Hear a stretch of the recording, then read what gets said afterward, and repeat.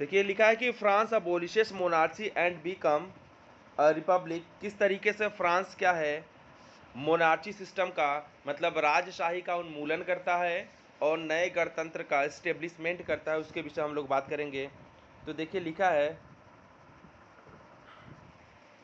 कि the situation in France continue to be tense during to the following years.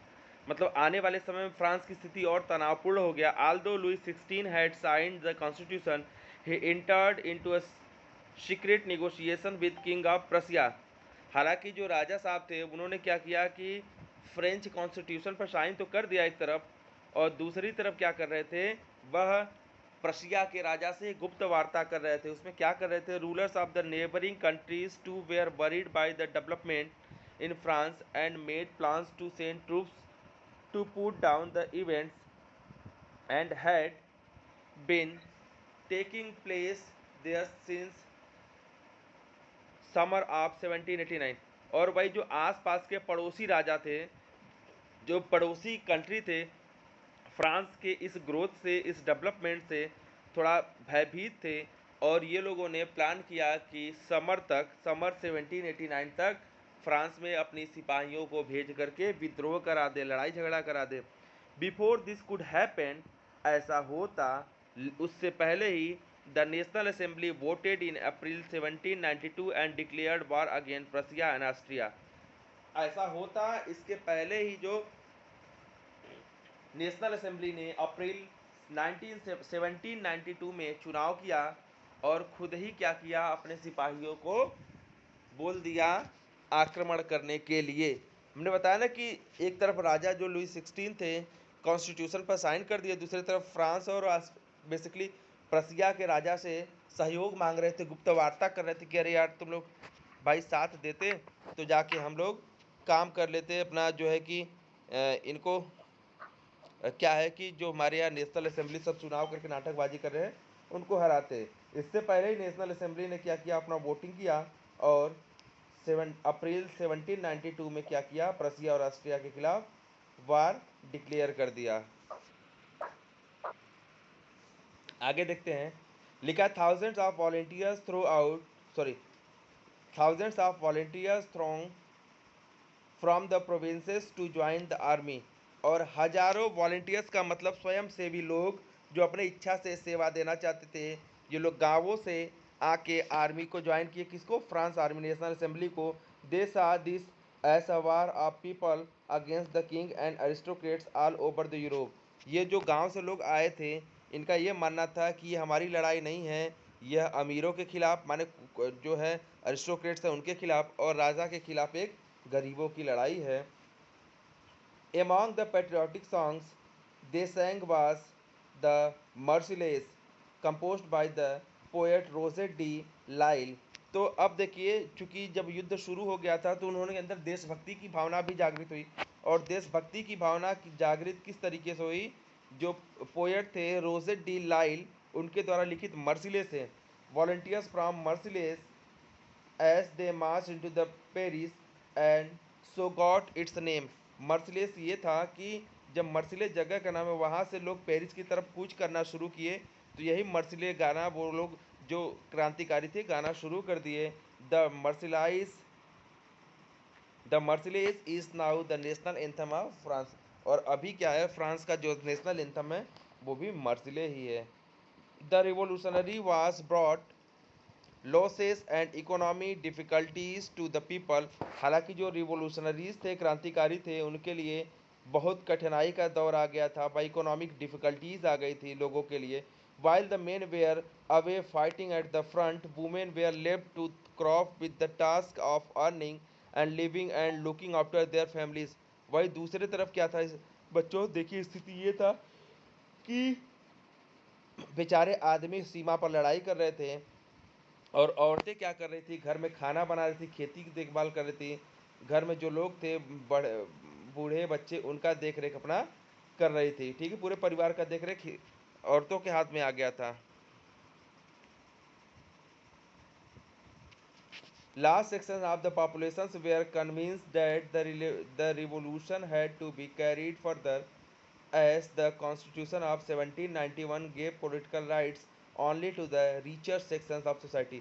जो एक बड़ी एक पार्टिसिपेटरी थी, माने सोसाइटी का एक बड़ा भाग ये सोचता था, एक बड़ा सेक्शन ये सोचता था, पॉपुलेशन ये सोचता था कि जो 1791 का कॉन्स्टिट्यूशन बना है उसमें ज़्यादातर जो राइट्स क्या है अमीरों को दिया गया है, गरीबों का हक मारा गया है, इसलिए ये युद्ध बहुत ही आवश्यक है। Political clubs become an important rallying point for the people who wish to discuss government policies and plan their own forms of action.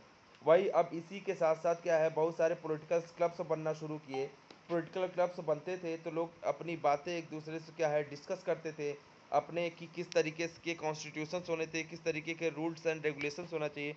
The most successful of these clubs was that of the Jacobin, which got its name from the former convent of Saint Jacob in Paris। अच्छा, इसमें इन सारे clubs में जो सबसे famous clubs हुए उसको हम लोग क्या है जैकोबिन क्लब्स के नाम से जानते थे।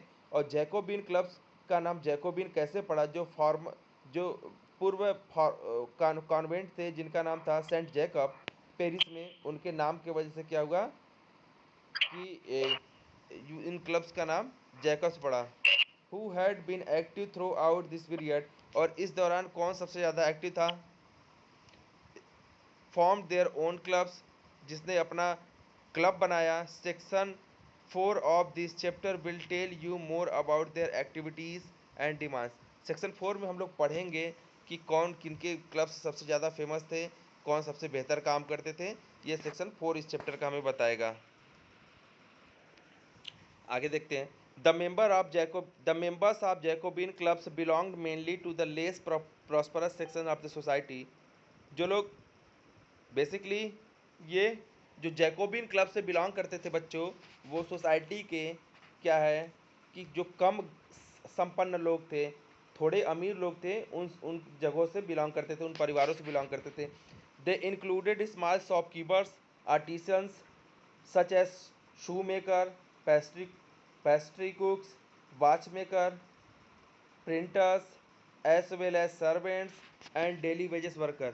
इनमें कौन लोग शामिल होते थे बच्चों, शॉपकीपर्स होते थे, आर्टिसंस होते थे, शू मेकर होते थे, पेस्ट्री कुक्स होते थे मतलब केक बनाने वाले होते थे, वॉच मेकर होते थे, घड़ी साज होते थे, प्रिंटर्स होते थे, टाइपिंग वाले होते थे, और सर्वेंट्स होते थे। और वे लोग जो डेली वेजेस पर काम करते थे, ये लोग जैकोबिन क्लब्स के मेंबर हुआ करते थे। देयर लीडर वाज मैक्समिलियन रोब्सपियरे, और इनका नेता कौन था, Maximilian रोब्सपियरे। A large group among the Jacobins decided to start wearing long strip trousers similar to those worn by dock workers. Dock workers का मतलब बच्चों जो समुद्र की जहाज पर काम करते हैं।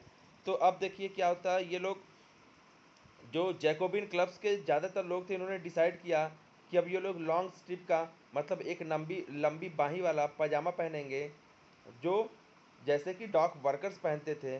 डॉक वर्कर्स का मतलब गोदी कर्मचारी, जो लोग शिप्स पर काम करते हैं। This was to set them self apart from the fashionable sections of the society.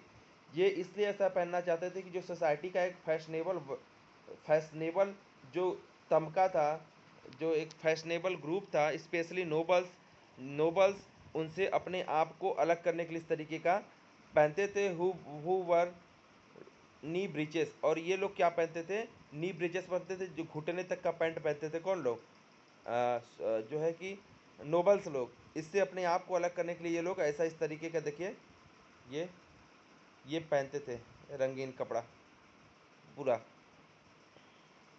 लाइनदार। आगे देखते हैं। It was a way of proclaiming the end of the power welded by the barriers of knee bridges. और इस तरीके से ये क्या कह के अपना जो ये लाइनदार पजामा पहनते थे, ये एक प्रकार से जो अरिस्टोक्रेट्स थे इनके विरोध के तौर पर ये ऐसा पहनते थे।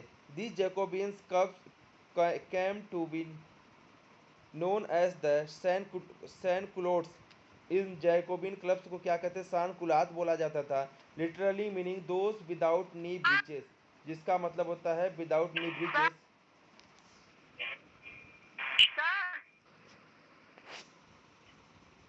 आगे देखते हैं, लिखा है sans culottes men were in और in addition the red cap that symbolise liberty.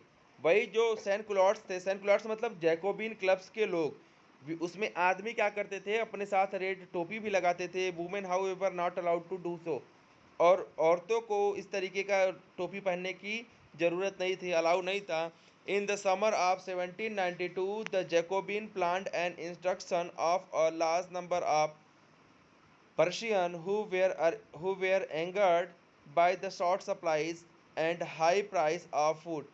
तो कहानी है गर्मी 1792 की, जो जैकोबिन्स थे उन्होंने इस तरीके का प्लान किया कि चूँकि जो पेरिस के लोग थे इतना क्रोधित हो गए, क्योंकि उनको क्या है कि खाने के आइटम्स की सप्लाई कम पड़ गई थी, तो ये लोग गुस्सा गए। On the morning of August 10 they storm the place of Tuileries, massacred the king guards and held the king himself as a hostage for several hours।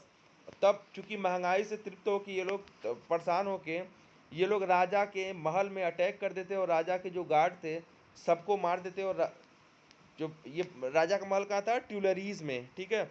और इसके गार्ड को मार करके खुद राजा को इन लोग घंटों भर जो है कि बंधक बना दिए। Later the assembly voted to imprison the royal family. और बाद में जो ये नेशनल असेंबली थी इसमें चुनाव हुआ, तो जो राज परिवार था उसको जेल कर दिया गया। इलेक्शंस वेयर हेल्ड, चुनाव हुए।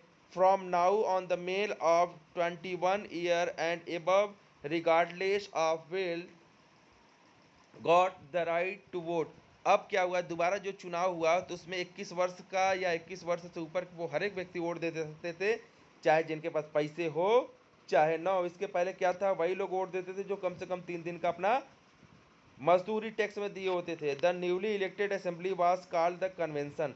वही नेशनल असेंबली जब चुनाव हुआ तो अब नया उसको नए तरीके से उसको नाम कन्वेंशन का नाम कन्वेंशन के नाम से जाने लगे। On the 21 September 1792 it abolish the monarchy and declared France a republic. और कहानी है 21 सितंबर 1792 में फ्रांस क्या हो गया, एक मोनार्ची हो गया। और मोनार्ची सिस्टम को क्या है, अबोलिश कर दिया। और फाइनली हो गया 21 सितंबर 1792 में अपने आप को रिपब्लिक कर दिया। As you know, republic is a form of government where the people elect the government including the head of the government. Republic का मतलब ये होता है बच्चों कि जो आप लोग जानते होंगे कि रिपब्लिक का मतलब कि गवर्नमेंट और गवर्नमेंट के नेता को आम आदमी चुनता है। There is no hereditary monarchy, इसमें किसी भी तरीके का वंशानुगत राजशाही नहीं है। You can try and find out about some other countries that are republic and investigate when and how the republic so। आप खुद पता करिए कि और कौन कौन से देश हैं जो रिपब्लिक हुए, और ये पता करिए कि कब हुए और किस तरीके से हुए। Louis 16 was sentence to death by the court on charge of treason. Treason का मतलब होता है बच्चों देशद्रोह। जो लुइस 16 थे उनको क्या है, देशद्रोह के लिए मौत की सज़ा सुनाई गई। On 21 January 1793 he was executed publicly at the place of Concorde. Concorde एक जगह है, वहाँ पे 21 जनवरी 1793 को जो लुइस 16 थे उनको फांसी की सज़ा सुना दी गई। And the queen Marie Antoinette met with the same fate shortly after. और इसके बाद जो इनकी पत्नी थी मैरी एंटोनेटी, इनके साथ भी यही हश्र हुआ, इनको भी मार दिया गया।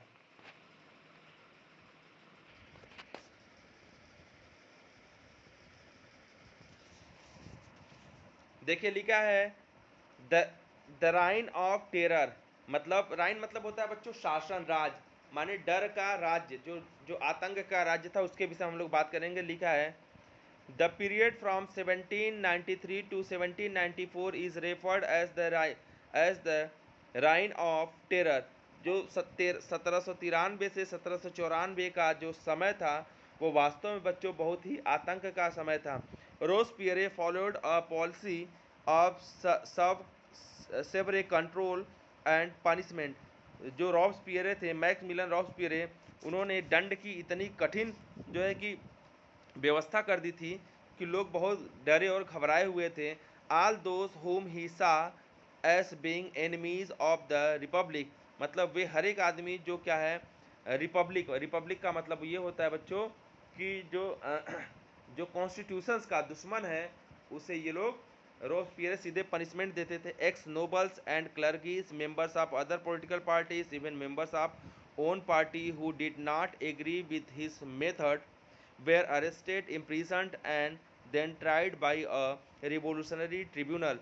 तो वे लोग जो क्या है इसके संविधान का, इसके कॉन्स्टिट्यूशन का विरोध करते थे, दूसरे पार्टी के होते थे, नोबल्स होते थे, क्लर्कीज होते थे, या खुद इसी के पार्टी के होते थे जो इनके बातों से सहमत नहीं होते थे, इनको रोबेस्पियर गिरफ्तार करता था, जेल भेज देता था और बाद में इनको सजा दे देता था, मार देता था। ठीक है। If the court found them guilty they were guillotine. Guillotine बच्चों एक मशीन था। तो जब अगर इनको क्या है कि अब न्यायालय इन्हें दोषी मानता था, अपराधी मानता था, तो इनको गिलोटीन पर चढ़ा के इनका सर काट दिया जाता था। The guillotine is a device consisting of two poles and a blade with which a person is beheaded. माने गिलोटीन एक प्रकार का बच्चा ऐसा मशीन था जिसमें क्या है कि दो गोल गोल चक्के लगे हुए, दो खंभों के बीच में लटकते आरी लगी हुई थी। आरी समझते हो ना, जिससे लकड़ी काटता था, उसमें आदमी को खड़ा करके उसका गर्दन काट दिया जाता था। It was named after the doctor guillotine who invented it. Guillotine इसको इसलिए नाम पड़ा क्योंकि डॉक्टर गिलोटीन ने इसको बनाया था। Robespierre government issued loss placing maximum ceiling on wages on prices.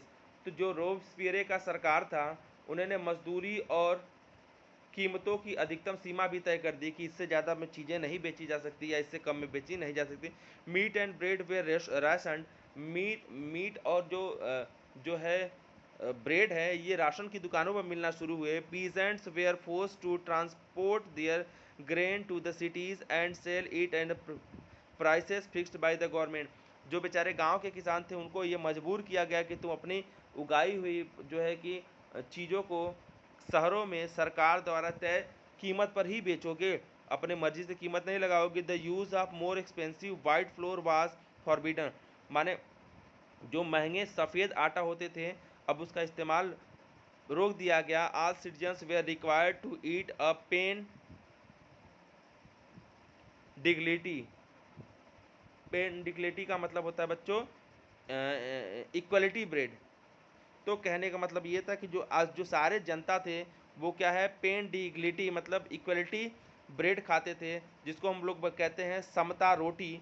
A loaf made of whole wheat, जो वैसा रोटी जो पूरी तरीके से आट गेहूं का बना हुआ था वो वही सब लोग खाते थे। Equality was also sought to be practise through forms of speech and address.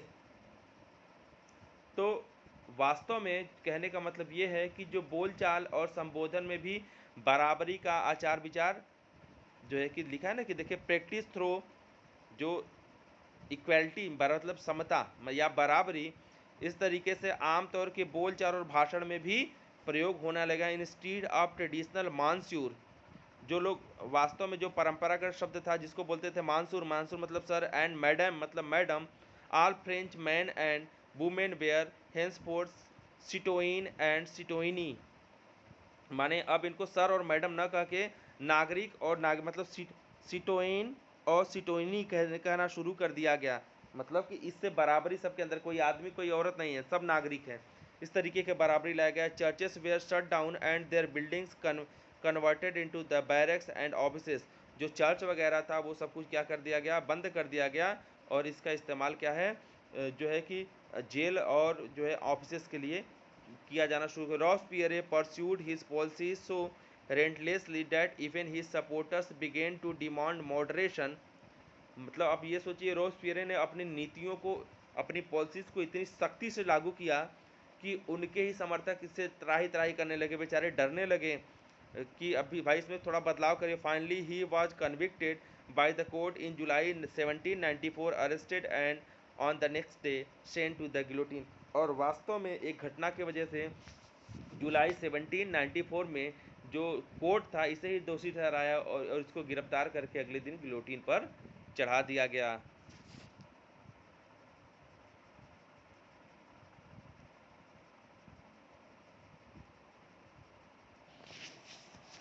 आगे देखते हैं बच्चों,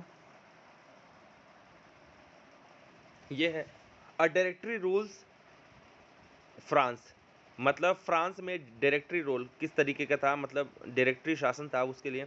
the fall of the Jacobin government allowed the wealthier middle class to seize power. तो कहने का मतलब ये, जैकोबिन का जो गवर्नमेंट था उसकी समाप्ति के बाद, उसके पतन के बाद, जो संपन्न जो जो वेल्थियर मिडिल क्लास के लोग थे, ठीक है, अब सत्ता उनके पास आ गई, उनके पास पावर आ गई।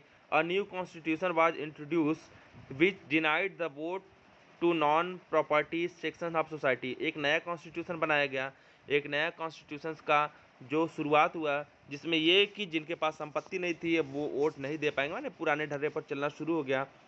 It provide for 2 elected legislative councils. तो यह बेसिकली क्या है कि 2 चुनी गई लेजिस्लेटिव काउंसिल्स के थ्रू चलती थी। These then appointed a directory, तब इसमें से एक डायरेक्टरी अपॉइंट करते थे। An executive made of 5 members. एक डायरेक्टरी होता था और एक एग्जीक्यूटिव होता था, जिसमें क्या होते थे, 5 मेंबर्स होते थे, ठीक है।